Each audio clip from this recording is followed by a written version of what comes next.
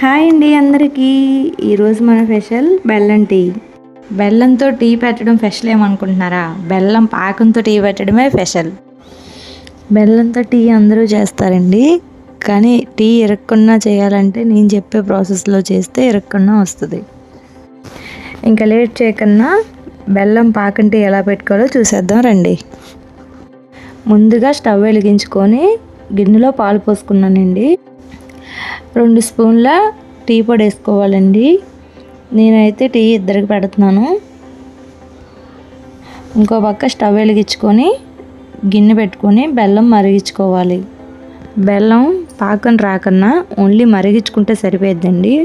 పాకం వస్తే మళ్ళీ టీ ఇరిగిపోద్ది, కాబట్టి దాన్ని అలా కలుపుతూ మరిగించుకుందాం. ఈ బెల్లం టీ అనేది నేను మా అత్తయ్య దగ్గర చూసానండి.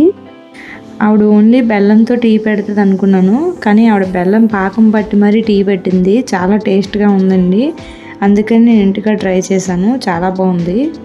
చూసారు కదా, బెల్లం మరిగిందండి. మనకి ఇలా వస్తే చాలు, మరీ పాకం అవ్వకూడదు. ఇక్కడ చూసారు కదా, మన టీ కూడా మరిగిపోయిందండి. ఇప్పుడు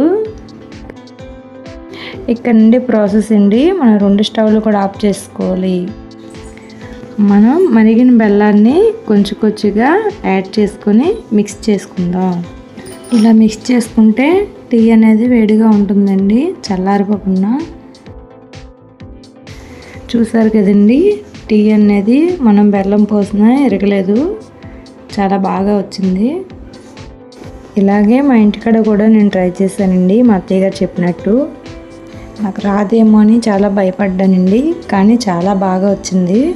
మా ఆయనకి ఇస్తే చాలా బాగుందని చెప్పారు. ఇంకా అదే ప్రాసెస్ మళ్ళీ నేను ఇంకా ఇలాగే టీ పెట్టుకొని తాగుతున్నానండి. చాలా బాగుంది. మీరు కూడా ఒకసారి ట్రై చేయండి. ఎలా వచ్చిందో కామెంట్ చేయండి. వీడియో నచ్చితే లైక్ చేయండి.